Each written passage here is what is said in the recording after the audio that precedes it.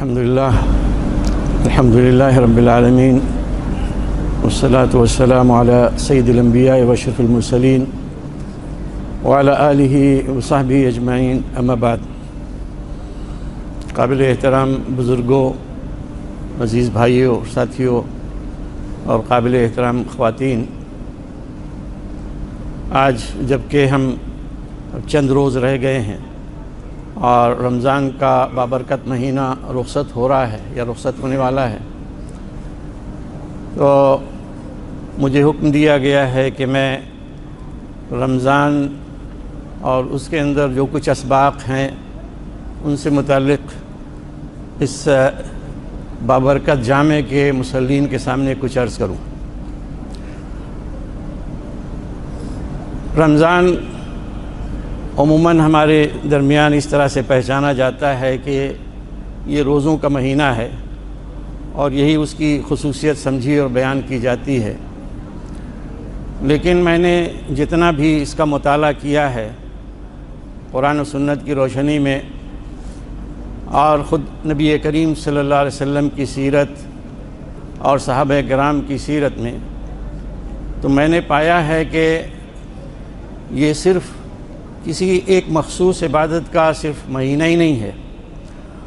اور یہ بھی اس کی حیثیت نہیں ہے کہ کوئی یہ عارضی قسم کی چیز یا ٹیمپریری ہے، جیسے ساون کا بادل وہ آیا اور چلا گیا اور پھر اس کے بعد یہ ختم ہو گیا. نہیں، اس کے برعکس ہمیں معلوم ہوتا ہے کہ یہ بابرکت مہینہ امت مسلمہ کے لیے اجتماعی طور پر، انفرادی طور پر ان کی تربیت کا ایک وقت بھی ہے، ماحول بھی ہے اور پورا ایک پیکج بھی ہے، یعنی اس کے اندر پورا سلیبس بھی موجود ہے. اور اس کے ذریعے سے اللہ سبحانہ و تعالیٰ یہ چاہتے ہیں کہ ایک بندہ مومن کے اندر کیا صفات ہونی چاہیے، کیا خوبیاں ہونی چاہیے، تاکہ وہ ایک اچھا بندہ بن سکے، اللہ سبحانہ و تعالیٰ کی اطاعت اور فرما برداری کر سکے، اور وہ بندہ جسے واقعتاً اللہ سبحانہ و تعالیٰ دیکھنا چاہتے ہیں کہ وہ نہ صرف یہ کہ خود اپنی ذات کے لیے بلکہ اپنے گھر کے لیے، اپنے معاشرے کے لیے، ملک اور ملت کے لیے وہ نفع بخش اور مفید ثابت ہو، اور یہ کہ وہ خدا ترس بھی ہو، پرہیزگار بھی ہو، اور اللہ کے اور اللہ کے بندوں کے حقوق کو پہچاننے والا ہو. تو ہم جب اس کے اندر جو کچھ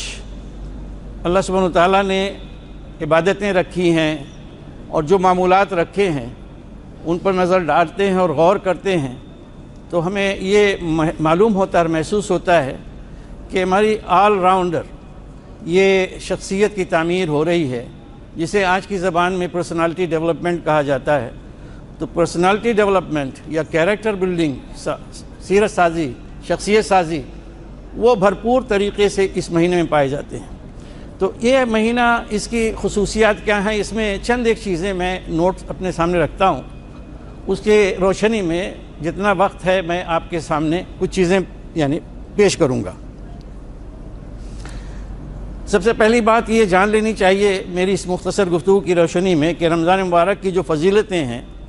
وہ اتنی زیادہ ہیں کہ انہیں شمار نہیں کیا جا سکتا، ان کا کوئی حصر نہیں ہے.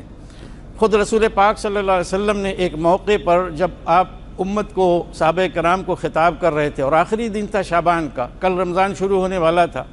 تو آپ نے ایک خطبہ دیا اور رمضان کی فضیلت بیان کی. اس میں جو آپ کے بالکل ابتدا میں کلمات آئی، اس میں آپ صلی اللہ علیہ وسلم نے فرمایا اس مہینے کے بارے میں کہ یہ عظیم اور مبارک مہینہ ہے، یعنی عظمتوں والا اور برکتوں والا مہینہ ہے. برکت کا جو تصور ہوتا ہے اور اس کا مفہوم ہوتا ہے وہ یہ کہ ہر ایک کام میں، ہر لحاظ سے جس کا حکم دیا گیا کرنے کا اور جو بندہ کرتا ہے، اس کے اندر افادیت، نفع اور اجر اور ثواب بندے کی اپنی توقع سے، اس کے اندازوں سے کہیں زیادہ ہوتا ہے. یہ مہینہ تزکیہ اور تطہیر کا اور اخلاق اور ایمان کی تعلیم و تربیت کا مہینہ ہے،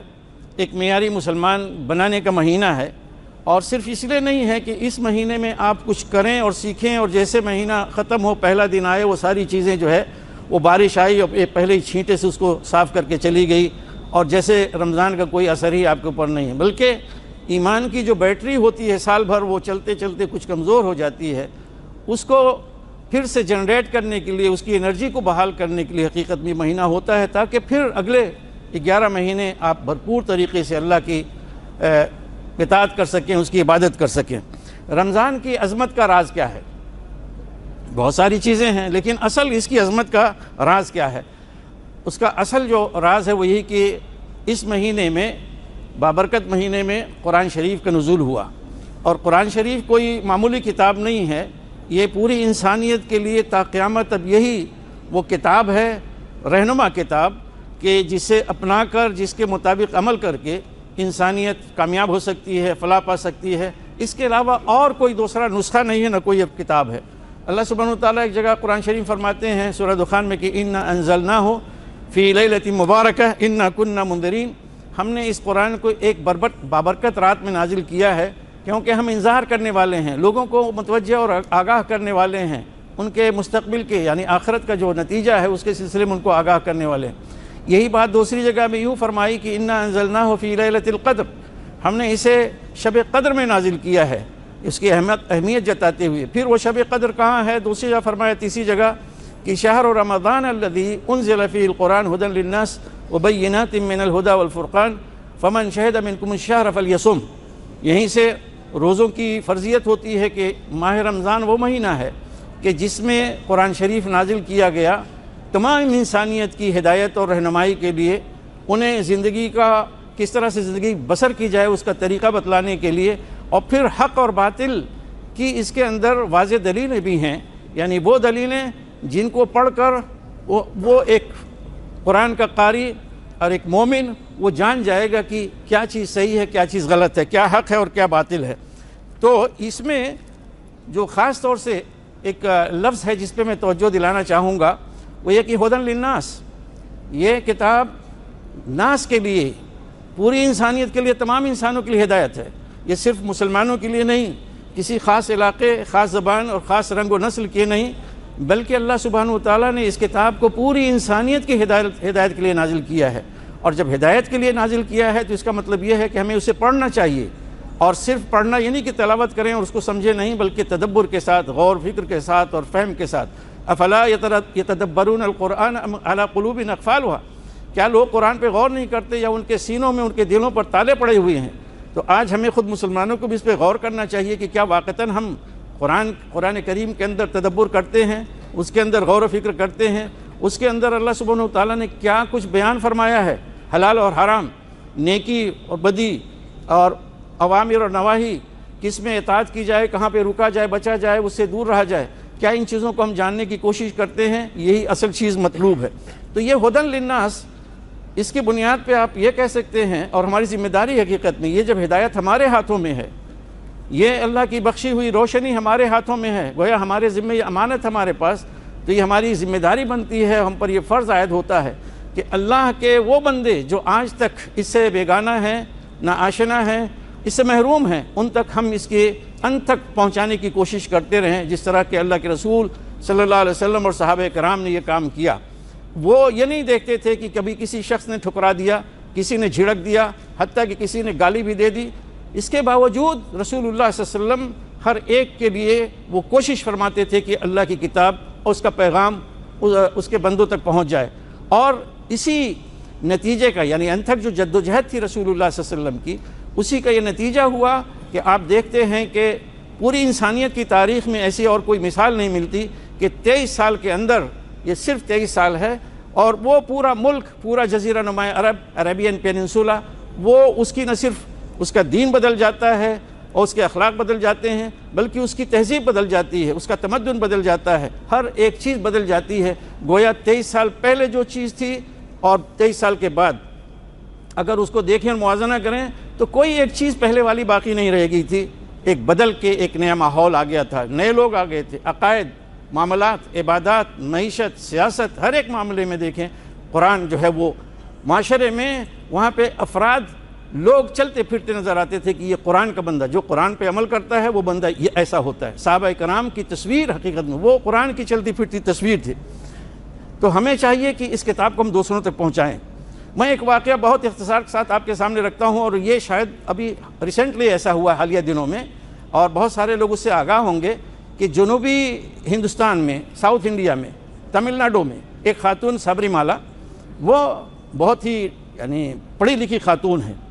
وہ موٹیویشنل اسپیکر ہے، ایجوکیشنسٹ ہے اور ہیومن رائٹ ایکٹیوسٹ ہے، بہت یعنی یہ کہہ کہ مشہور و معروف ایک خاتون۔ جب ادھر حالیہ دنوں میں ہندوستان میں مسلمانوں کے خلاف نفرت و اسلاموفوبیا پھیل گئی، تو اس کے ذہن میں بات آئی کہ میں ذرا دیکھوں، مطالعہ کروں کہ مسلمانوں کی کتاب میں کیا کچھ ہے۔ اس نے قرآن شریف کا مطالعہ شروع کیا، اس نے انصاف کے ساتھ مطالعہ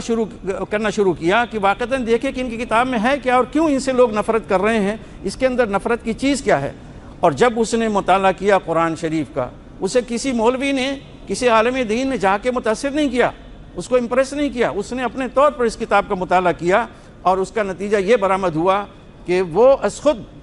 یعنی ایمان لائی، اور اسے اللہ تعالیٰ نے یہ یعنی سعادت بخشی، ایمان لائی، اور ابھی وہ پچھلے دنوں وہ آئی ہوئی تھیں عمرہ کرنے کے لیے، اور انہوں نے کہا کہ آج میری زندگی سب سے زیادہ، میری زندگی میں خود اپنی میری زندگی سے زیادہ قیمتی اسلام ہے اور اللہ کی کتاب ہے، میری زندگی اس کے مقابلے میں کچھ نہیں۔ یہ ایک پہلو تھا۔ دوسرا پہلو قرآن شریف کا یہ کہ یہ رحمت ہے۔ ہم اس پہ کبھی غور نہیں کرتے کہ قرآن شریف کا نزول جو ہوا، اللہ سبحانہ و تعالیٰ فرماتے ہیں کہ الرحمن علم القرآن، اللہ نے اپنی صفت رحمان یہاں پہ بیان کی کہ رحمان ہے، بہت زیادہ رحم کرنے والا، اس نے قرآن کی تعلیم دی ہے، گویا اس کی یہ صفت رحمان، اس کا یہ پرتو اور عکس ہے۔ دوسری جگہ فرمایا کہ تنزیل من الرحمن الرحیم، یہ رحمان اور رحیم جو بہت زیادہ مہربان اور بہت زیادہ رحم فرمانے والا ہے، اس کی طرف سے یہ اہتمام کے ساتھ یہ کتاب نازل کی گئی ہے۔ اور کئی جگہوں پہ ہے کہ ہدی و رحمہ قرآن شریف کو کہا گیا ہے کہ یہ ہدایت بھی ہے اور رحمت بھی ہے، اس سے ہم ہدایت حاصل کریں، اور اسی ہدایت کا نتیجہ یہ ہوگا کہ ہماری زندگی میں رحمت اللہ کی آئے گی۔ تو یہ ہے قرآن شریف کی اہمیت۔ اس لیے اس مہینے کو، جو اسی مہینے میں نازل ہوا، اس مہینے کو خاص طور سے قرآن کا مہینہ کہا گیا ہے، سمجھا گیا ہے، تاکہ یوں تو سال بھر ہمیں مطالعہ کرنا ہے، لیکن اس میں ہم اپنے عہد کی تجدید کر لیں، اللہ کے ساتھ ہمارا جو عہد ہے اس کتاب کا، اس کو ہم تجدید کر لیں، اور اپنا جو کمٹمنٹ ہے دین کے بارے میں اس کو ہم رینیو کر لیں، اور پھر سے ہم آگے بڑھیں، تاکہ ہماری زندگی قرآن شریف کی روشنی میں بس گزر ہو اور بسر ہو۔ اور پھر قرآن شریف کے بارے میں رسول اللہ صلی اللہ علیہ وسلم نے یہ بھی فرمایا ایک موقع پر کہ انسانوں کے دل اسی طرح سے زنگالود ہو جاتے ہیں جس طرح سے لوہے پر جب پانی لگ جاتا ہے تو وہ زنگالود ہو جاتا ہے، نہیں رسٹ، زنگالود ہونے کا مطلب رسٹ لگ جانا۔ تو لوہا اس پہ پانی پڑ جائے تو اس پہ رسٹ لگ جاتا ہے، اسی طرح سے انسانی دل بھی جو ہے نا زنگالود ہو جاتے ہیں، ان پہ رسٹ پڑ جاتا ہے۔ صحابہ کرام نے کہا یا رسول اللہ صلی اللہ علیہ وسلم تو اس کا علاج کیا ہے، اس کی صفائی کیسے ہوگی؟ تو رسول اللہ صلی اللہ علیہ وسلم نے فرمایا کہ موت کو یاد کرنا اور قرآن شریف کی کثرت سے تلاوت۔ تو یہ تلاوت کا کثرت سے اہتمام ہونا چاہیے، لیکن حضور پاک صلی اللہ علیہ وسلم نے جو تلاوت فرمایا تو اس کا مطلب وہ تلاوت ہے جس کے اندر قرآن کو سمجھنا ہو۔ اس لیے کہ آج بہت سارے لوگ تلاوت بھی کر رہے ہیں لیکن کوئی برکت ظاہر نہیں ہو رہی ہے، کوئی بھلائی نہیں رونما ہو رہی ہے، بہت یعنی قرآن ختم ہو رہے ہیں۔ آج کل خبریں آ رہی ہیں کہ فلاں اتنے اس نے ختم کیے رمضان میں یا فلاں مہینے میں، 3 4 5 اس طرح کے، حتیٰ کہ ناقابل فہم جو ہے نا وہ عدد جو ہے شمار کی جاتے ہیں۔ آج ہی میں نے سنا کہ کسی کے گھر میں 65 ختم قرآن ہوتا ہے، خواتین کرتی ہیں، واللہ عالم بالصواب۔ یہ یعنی اس سے مانا بھی جا سکتا ہے کہ نہیں، لیکن اس طرح کی خبریں ہیں۔ اس کے باوجود ہماری زندگیوں میں، ہمارے ماحول میں، قوم کے اندر، ملت کے اندر بھلائی کیوں نہیں آ رہی ہے؟ تو وقت نہیں تفصیل میں جانے کے، صرف ایک بات رسول اللہ صلی اللہ علیہ وسلم کی آپ کے سامنے رکھوں گا کہ دیکھیے، جب تک قرآن شریف کے مطابق اپنے آپ کو بدلنے کا، ڈھالنے کا عزم نہیں ہوگا، اس کی تعلیمات پہ عمل کرنے کا عزم نہیں ہوگا، تو کوئی تبدیلی نہیں آ سکتی، وہ الٹا جو ہے نا وہ بیک فائر کرے گا۔ تو رسول اللہ صلی اللہ علیہ وسلم نے فرمایا کہ ما آمن بالقرآن من استحل محارمہ، قرآن کی جو حرمتیں ہیں بیان کی ہوئی، جو حرام چیزیں ہیں، جو حلال کر لے یعنی اس سے روکے نہیں، تو قرآن پہ ایمان نہیں لایا، بھلے سے وہ قرآن پڑھتا رہے، ٹھیک ہے نا۔ اس کے بعد میں آتا ہوں اس پہ کہ ماہ رمضان کے جو روزے ہیں ان کی جو فرضیت ہوئی ہے اس مہینے میں، اس کا بنیادی سبب یہی ہے کہ اس مہینے میں قرآن شریف نازل ہوا، جیسا کہ ابھی آپ نے آیت کریمہ میں سنا کہ ماہ رمضان وہ مہینہ ہے، مبارک مہینہ، کہ جس کے اندر قرآن نازل کیا گیا ہے لوگوں کی ہدایت کے لیے، اور اس میں حق اور باطل کی امتیاز کرنے والی نشانیاں اور دلیلیں ہیں۔ تو لہٰذا تم میں سے فمن شہد منکم الشہر فلیصمہ، لہٰذا تم میں سے جو اس مہینے کو پائے موجود ہو اسے چاہیے کہ اس مہینے کے وہ روزے رکھے۔ یہ اس مہینے کی فرضیت۔ روزہ کی فرضیت کیوں ہوئی؟ اسی جگہ پہ سورہ بقرہ میں، اس سے بلکہ اس آیت سے پہلے فرمایا کہ یا ایھا الناس کتب علیکم الصیام کما کتب علی الذین من قبلکم لعلکم تتقون، اے لوگو جو ایمان لائے تم پر روزے فرض کیے گئے اسی طرح سے جس طرح سے تم سے پہلے کی جو امتیں گزری ہیں ان کے اوپر فرض کیے گئے تھے۔ مقصد کیا تھا؟ لعلکم تتقون، تاکہ تم متقی بنو، تمہارے اندر خدا ترسی پیدا ہو۔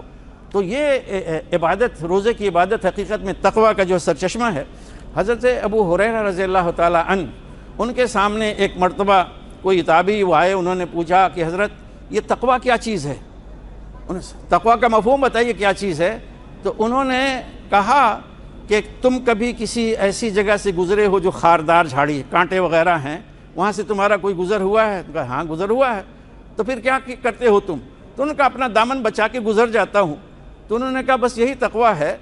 کہ جو ناجائز چیزیں ہیں، حرام ہیں، غلط ہیں، وہاں سے جب تمہارا گزر ہو تو اپنے آپ کو ان سے بچا کے، اپنے دامن کو بچا کے جو ہے نکل جایا کرو، وہاں پہ ٹکنا نہیں چاہیے۔